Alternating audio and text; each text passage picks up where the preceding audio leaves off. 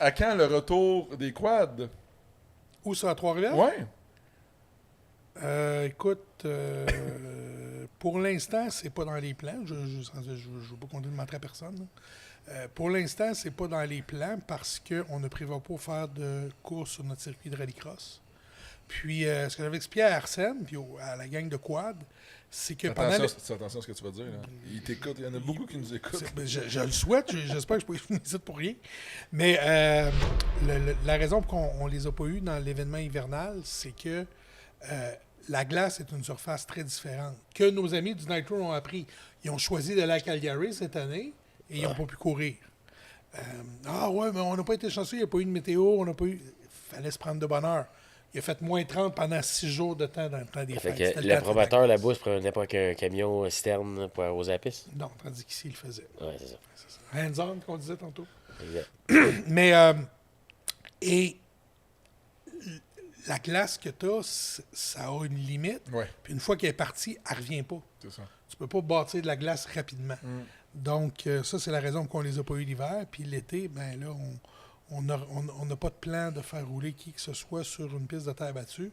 On a des plans dans l'avenir, mais je dirais pas sur un horizon de 12 à 18 mois, ça serait surprenant.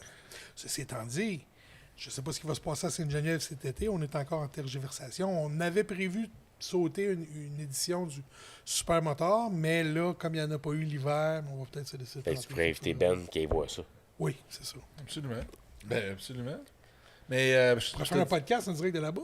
Ben, absolument. Ben oui, c'est quelque chose de possible. Et Brigade Web vont se déplacer. C'est pas trop loin, là, c'est 20 minutes. Albert me faisait que oui. Mais parce que je pense à ça, là, le supermoteur aussi est au Grand Prix de Trois-Rivières, bon, le VTT. Championnat nord-américain de supermoteur, championnat du monde de rallycross, Oui. championnat nord-américain de rallycross,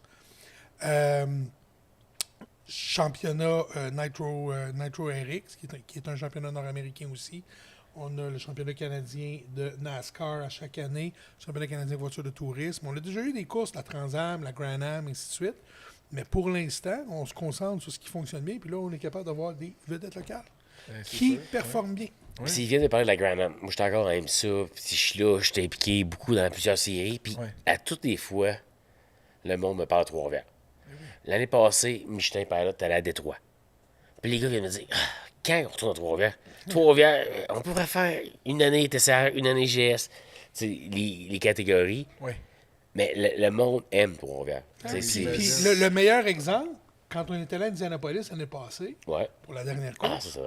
j'arrive à Indianapolis, puis là, John Doonan, le président de l'IMSA, il dit « Tom, what are you doing here? You bring IMSA de Trois-Rivières. » Je dis « Well, maybe. Well, go in my suite and think about it. » Là, j'étais comme « Hein? » Fait que je me suis ramassé dans la loge du président de l'IMSA, qui est là, puis qui dit « Là, il faut qu'on parle, man. Ouais, je comprends, mais je dis, ça coûte cher avoir vos patentes, puis we'll find a way. No room at the end for now. We'll find a way. OK, John, on va trouver une façon. » Mais tu sais, Wow. Est-ce que c'est encore sur 2 week-ends, le Grand Prix de Trois-Rivières? pas encore. Là, c'est sur un week-end et demi. Ben, Là, on a un week-end de confirmé, puis je travaille fort pour avoir le deuxième. OK, donc là, on parle de quelle série? Présentement? Présentement, on a évidemment les grandes vedettes, c'est NASCAR Canada, Oui. avec Jean-François Dumoulin. Après ça, on a le championnat canadien de voitures de sport, SCCC. C'est des grosses voitures. Là-dedans, il y a du GT4, du TCR, des voitures qui valent un quart de million US, des belles machines. On a le championnat Super Production Challenge, beaucoup de pilotes locaux, des voitures qu'on est habitué de voir, des Mini, des Honda Civic, des Mustang, des Camaro. Du monde local, beaucoup C'est du monde local. Québécois. C'est le fun de voir du monde de chez nous. Évidemment, la série de la Coupe Nissan Sentra. GF a travaillé au développement des voitures. Jacques Deshaies est le promoteur de cette série-là. Puis, je dirais c'est la série la plus trifluvienne qu'on a jamais eue. Là. C'est bien Ouellette, c'est du monde. Exact, c'est bien Ouellette. Ben Gagnon avait couru là-dedans, je pense. Oui. Ouais. D'ailleurs, on a un Ouais. projet avec Ben Gagnon là, pour le deuxième week-end. Je peux pas en parler, mais je peux te dire qu'il y a eu un meeting cet après-midi, puis ça s'est super bien passé. Il aime ça, Ben. Ouais. Ah ouais, il est Ben, c'est une merveilleux. passion. On oui. le connaît depuis longtemps, puis oui. à Tremblant, tu sais, il est tout le temps été impliqué. Puis il aime Ben, il y a eu ça. un des crushs les plus spectaculaires Plusieurs flips. en touring, je pense. Ouais. Il a fait les Dans le 2 à Tremblant. C'est quadruple backflip de côté. Il voulait faire du rallycross. Ouais, c'est ça. Il y a la Formule 1600 qui nouvellement trifluvienne avec Jacques Deshaies. Ben, c'était déjà un peu trifluvienne avec Marcel Lafontaine, qui est un gars de Victo, mais qui travaille à Trois-Rivières. On a aussi...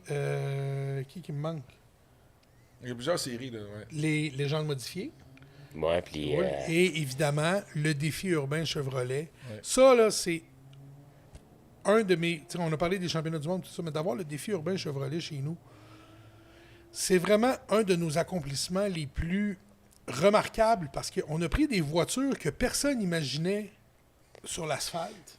Ouais. On a pris la souris des champs et on l'a amené chez son ami la souris des villes.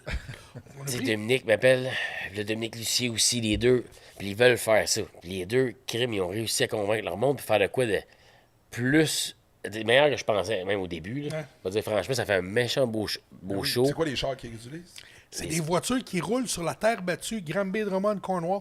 Le plus grand bassin de voitures de course... Sportsman, dans le fond, c'est des sportsmen. Ouais. Le plus grand bassin de voitures de course dans le nord-est de l'Amérique, ce sont ces voitures-là. Ouais. Juste au Québec, il y en a une soixantaine. Ah oui, François Bellemare. Exactement. Oui. Justement, pour les gens qui nous écoutent, là, c'est des bottines qu'on appelle. Les bottines, les gros pneus, le rond sur le toit au près. Des monoplaces. Écoute, Philippe Brasseur de Pôle Position, ça va être une série de monoplaces. Là, Philippe, tu sais, il pense que jamais la Formule 3 aussi, puis ça.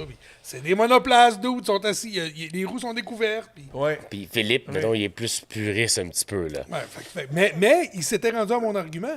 Puis, ce qu'on a réussi à faire, Ben, ce que je trouve, moi, là où c'est vraiment remarquable, c'est que ça a été notre première incursion, après la formule électrique à Montréal, dans les énergies renouvelables.